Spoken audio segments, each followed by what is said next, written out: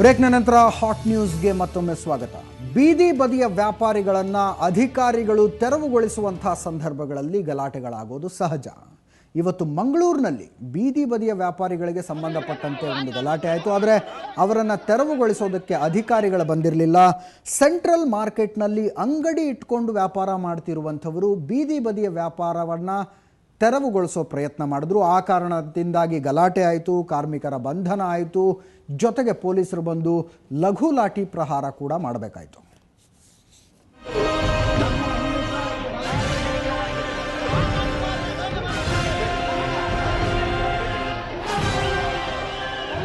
ಹೌದು, ಮಂಗಳೂರಿನ central market ಇಂದು ಅಕ್ಷರಶಃ ರಣರಂಗವಾಗಿತ್ತು.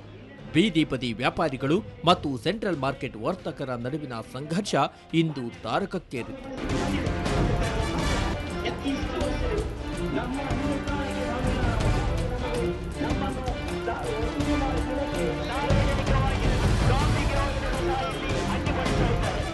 ಬೀದಿ ಬದಿ ವ್ಯಾಪಾರವನ್ನ ನಿರ್ಬಂಧಿಸಬೇಕೆಂದು ಸೆಂಟ್ರಲ್ ಮಾರ್ಕೆಟ್ ವರ್ತಕರು ಪಟ್ಟು ಹಿಡಿದಿದ್ದು ಬೀದಿ ಬದಿ ವ್ಯಾಪಾರಕ್ಕೆ ಅಡ್ಡಿಪಡಿಸಿದ್ರು. ಆಗ ಸಿಐಟಿಯು ಕಾರ್ಯಕರ್ತರು ಇದಕ್ಕೆ ಆಕ್ಷೇಪ ವ್ಯಕ್ತಪಡಿಸಿದಾಗ ಸೆಂಟ್ರಲ್ ಮಾರ್ಕೆಟ್ನಲ್ಲಿ ಉದ್ವಿಗ್ನ ಸ್ಥಿತಿ ನಿರ್ಮಾಣವಾಯಿತು.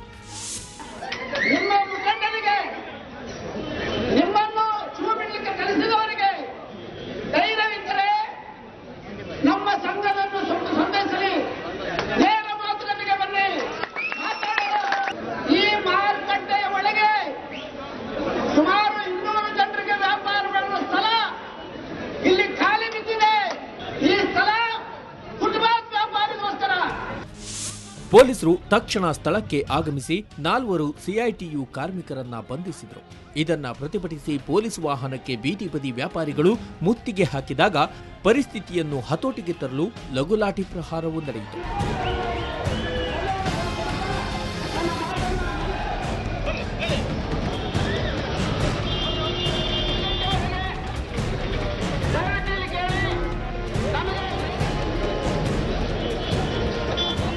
ಇದೀಗ ಮಾರ್ಕೆಟ್ನಲ್ಲಿ ಶಾಂತಿಯುತ ಪರಿಸ್ಥಿತಿ ಉಂಟಾಗಿದ್ದು ಸದ್ಯಕ್ಕೆ ಯಥಾಸ್ಥಿತಿ ಕಾಪಾಡಿಕೊಳ್ಳುವಂತೆ ಪೊಲೀಸರು ಉಭಯ ಕಡೆಯವರಿಗೆ ಮನವಿ ಮಾಡಿದ್ದಾರೆ.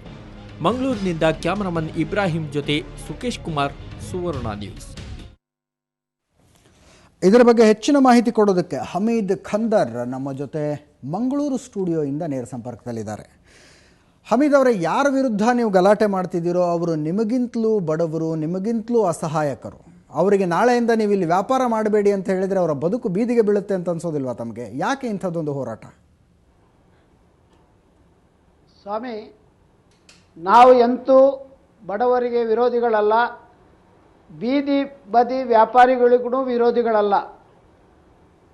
ನಾವು ಏನು ಹೇಳ್ತಾ ಇದ್ದೇವೆ ಅಂತ ಹೇಳಿದರೆ, ಕಳೆದ 10 ವರ್ಷಗಳಿಂದ ಕೇಂದ್ರದ ಮಾರುಕಟ್ಟೆ ವ್ಯಾಪಾರಸ್ಥರು ಹಲವಾರು ಮನವಿಗಳನ್ನು ಸರ್ಕಾರಕ್ಕೂ ಸಂಬಂಧಪಟ್ಟ ಅಧಿಕಾರಿಗಳು ಕೊಟ್ಟು ಕಾರ್ಪೊರೇಷನ್ ಆ್ಯಕ್ಟ್ ಪ್ರಕಾರ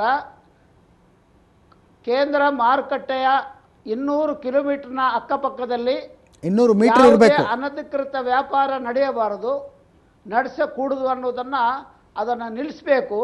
ಈ ರೀತಿ ನಮ್ಮ ಬಡ ವ್ಯಾಪಾರಸ್ಥರಿಗೆ, ಚಿಕ್ಕ ಪುಟ್ಟ ವ್ಯಾಪಾರ ಮಾಡುವಂಥ ಕೇಂದ್ರ ಮಾರುಕಟ್ಟೆ ವ್ಯಾಪಾರಸ್ಥರಿಗೆ ತೊಂದರೆ ಆಗ್ತಾ ಇದೆ. ಅವರು ಬೆಳಿಗ್ಗೆ ಬಂದು ರಾತ್ರಿವರೆಗೆ ಅಲ್ಲಿದ್ದು ಮನೆಗೆ ಹಿಂತಿರುಗಿ ಹೋಗುವಾಗ 2 ಕಿಲೋ ಅಕ್ಕಿ ತಗೊಂಡು ಹೋಗುವಂಥ ಪರಿಸ್ಥಿತಿ ಅವರಲ್ಲಿ ಇಲ್ಲ.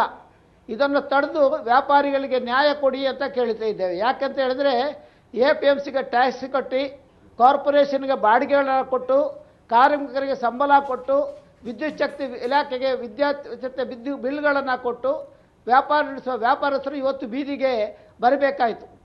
ಇದಕ್ಕೆ ಕಾರಣ ಇಲ್ಲಿಯ ಬೀದಿ ಬದಿ ವ್ಯಾಪಾರಿಗಳು. ನಮ್ಮ ಏನು ಡಿಮಾಂಡ್ ಇದೆ ಅಂತ ಹೇಳಿದ್ರೆ, ಮುಖ್ಯವಾಗಿ ತಾವು ಹೇಳುವಂಥದ್ದು ಬೀದಿ ಬದಿಯಲ್ಲಿ ಯಾವುದೇ ಟ್ಯಾಕ್ಸ್ ಕಟ್ಟದೆ, ಅಂಗಡಿ ಬಾಡಿಗೆ ಕಟ್ಟದೆ, ಕಾರ್ಮಿಕರಿಗೆ ಸಂಬಳ ಕೊಡದೆ, ಕರೆಂಟ್ ಬಿಲ್ ಕೊಡದೆ, ಇದೆಲ್ಲವನ್ನೂ ಮಾಡದೆ ವ್ಯಾಪಾರ ಮಾಡ್ತಿರೋದ್ರಿಂದಾಗಿ ನಿಮ್ಮ ವ್ಯಾಪಾರಕ್ಕೆ ಹೊಡೆತ ಆಗ್ತಿದೆ ಅಂತಿರ್ತಾವು. ನಾವು ಅದೇನು ಹೇಳ್ತಾ ಇದ್ದೇವೆ. ಇವತ್ತು ನಾವು ಏನೋ ಬಂಡವಾಳ ಹಾಕಿ ವ್ಯಾಪಾರ ಮಾಡ್ತಾ ಇದ್ದೇವೆ, ಅವರಿಗೆ ಇವತ್ತು ಅನ್ಯಾಯ ಆಗ್ತಾ ಇದೆ. ಯಾರು ಎಲ್ಲೆಲ್ಲಿಂದ ಬಂದವರು, ಕೇರಳದಿಂದ, ಮಡ್ರಾಸ್ನಿಂದ, ಬೇರೆ ಬೇರೆ ಕಡೆಯಿಂದ ಬಂದವರು ಅಲ್ಲಿ ಅನ್ಯಾಯವಾಗಿ ಅನಧಿಕೃತವಾಗಿ ವ್ಯಾಪಾರ ಮಾಡೋದ್ರಿಂದ ನಮಗೆ ತೊಂದರೆ ಆಗಿದೆ. ಅದರಿಂದಾಗಿ ನೀವು ನಮ್ಮ ಮಾರ್ಕೆಟ್ನ ಒಟ್ಟಾರವನ್ನು ಬಿಟ್ಟು ಎಲ್ಲಿ ಬೇಕಾದ್ರೆ ವ್ಯಾಪಾರ ಮಾಡಿ, ನಮ್ದು ಅಡ್ಡಿಲ್ಲ ಅಂತ ನಾವು ಹೇಳಿದ್ದೇವೆ. ನೀವು ಮಾತನಾಡ್ತಿರುವಾಗ ನಿಮ್ಮ ಇನ್ನೊಂದು ಮಾತನ್ನ ಕೂಡ ಕೇಳಿಸ್ಕೊಂಡೆ, ಒಳಗಡೆ ಮಳಿಗೆಗಳ ಖಾಲಿ ಇದೆ, ಬೇಕಿದ್ರೆ ಅಲ್ಲಿ ಬಂದು ವ್ಯಾಪಾರ ಮಾಡ್ಕೊಳ್ರಿ ಅನ್ನುವಂಥ ಮಾತನ್ನ ನೀವು ಹೇಳ್ತೀರಿ. ಅಲ್ಲಿ ಯಾಕೆ ಬರ್ತಿಲ್ಲ ಅವರು? ಒಳಗಡೆ ಸ್ಟಾಲ್ಗಳು ಖಾಲಿ ಇದ್ರೆ ಬೀದಿ ಬದಿಯಲ್ಲೇ ವ್ಯಾಪಾರ ಮಾಡ್ತೀವಿ ಅಂತ ಯಾಕೆ ಹೇಳ್ತಾರೆ? ಸ್ವಾಮಿ, ಯಾಕೆಂತ ಹೇಳಿದ್ರೆ ಒಳಗೆ ಬಂದರೆ ಅವರಿಗೆ ಬಾಡಿಗೆ ಕೊಡಬೇಕು ಕಾರ್ಪೊರೇಷನ್ಗೆ, ಇನ್ನು ಒಳಗೆ ಬಂದರೆ APMCಗೆ ಟ್ಯಾಕ್ಸ್ ಕೊಡಬೇಕು. ಅದರ ಅರ್ಥ ಅವರು ಬಾಡಿಗೆ ಕೊಡುವಂತ ಚೈತನ್ಯ ಅವರಿಗಿಲ್ಲ, ಟ್ಯಾಕ್ಸ್ ಕೊಡುವಷ್ಟು ದುಡ್ಡು ಅವರಲ್ಲಿಲ್ಲ ಅಂತ ತಾನೆ. ಎಲ್ಲಿಂದ ಹೆಕ್ಕಿ ಬಂದಂಥ ವಸ್ತುಗಳನ್ನು ಇಟ್ಟು ಅಲ್ಲಿ ವ್ಯಾಪಾರ ಮಾಡ್ತಾ ಇದ್ದಾರೆ. ಒಳ್ಳೆ ವಸ್ತುಗಳನ್ನು ಗ್ರಾಹಕರಿಗೆ ಕೊಡ್ಲಿಕ್ಕೆ ಆಗುದಿಲ್ಲ. ಇದಕ್ಕಾಗಿ ಒಳಗೆ ಬರುದು. ಈಗಲೂ ಕಾರ್ಪೊರೇಷನ್ ಮಾರುಕಟ್ಟೆ ಒಳಗೆ 2 ಪ್ರಾಂಗಣ ಖಾಲಿ ಇದೆ. ಸುಮಾರು 200 ಜನ ಅಲ್ಲಿ ಕೂತ್ಕೊಂಡು ವ್ಯಾಪಾರ ಮಾಡ್ಬೋದು. ಅಷ್ಟು ಮಾತ್ರ ಅಲ್ಲ, ಕಾರ್ಪೊರೇಷನ್ ಅವರಿಗೆ ಯೋಗೇಶ್ ಭಟ್ರು ಶಾಸಕರಾಗಿದ್ದಾಗ ಅಲ್ಲಿ ಫ್ಯಾನು, ವಿದ್ಯುತ್ ಶಕ್ತಿ ಎಲ್ಲವೂ ಫ್ರೀಯಾಗಿ ಅವ್ರಿಗೆ ಕೊಟ್ಟಿದ್ದಾರೆ. ಆದರೆ ಅವರು ಯಾಕೆ ಒಳಗೆ ಬರುವುದಿಲ್ಲ ಅಂತ ನಾವು ಕೇಳ್ತಾ ಇದ್ದೇವೆ. ಯಾಕೆ ಅಂದರೆ ಬಾಡಿಗೆ ಕೊಡುವಷ್ಟು, ಟ್ಯಾಕ್ಸ್ ಕಟ್ಟುವಷ್ಟು, ಕಾರ್ಮಿಕರ ಸಂಬಳ ಕೊಡುವಷ್ಟು ಚೈತನ್ಯ ಮತ್ತು ಆರ್ಥಿಕ ಸ್ಥಿತಿ ಅವರಲ್ಲಿಲ್ಲ ಅನ್ನೋದೇ ಅವರು ಒಳಗೆ ಬರದೇ ಇರೋದಕ್ಕೆ ಕಾರಣ. ಖಂಡಿತ ತಪ್ಪು ಸರ್. ಯಾಕೆಂತ ಹೇಳಿದ್ರೆ ನಾವೇನು ಇದೆಲ್ಲ ಕೊಟ್ಟು ವ್ಯಾಪಾರ ಮಾಡೋಕ್ಕಿಂತ 100 ಪಟ್ಟು ಜಾಸ್ತಿ ಅವರಲ್ಲಿ ಬಂಡವಾಳ ಇದೆ. ಎಸ್, ಧನ್ಯವಾದಗಳು ಹಮೀದ್ ಸರ್ ನಮ್ಮ ಜೊತೆ ನೇರ ಸಂಪರ್ಕದಲ್ಲಿ ಮಾತನಾಡಿದ್ದಕ್ಕೆ. ಹಾಟ್ ನ್ಯೂಸ್ನಲ್ಲಿ ಮತ್ತೊಂದು ಸಣ್ಣ ಬ್ರೇಕ್ನ ಸಮಯ ಆಗಿದೆ. ಬ್ರೇಕ್ನ ನಂತರ ಹುಬ್ಬಳ್ಳಿ ಪಕ್ಕದ ಅರಳಿಕಟ್ಟಿಯ ಹೈಸ್ಕೂಲ್ಗಾಗಿರುವಂಥ ದುಸ್ಥಿತಿ ಮತ್ತು ಆ ಗ್ರಾಮದ ಯುವಕರು ಅದರ ವಿರುದ್ಧ ಸಿಡಿದೆದ್ದಿರುವಂಥ ಒಂದು ವಿಶೇಷವಾದ ವರದಿಯನ್ನು ತೆಗೆದುಕೊಂಡು ಬರ್ತೀವಿ.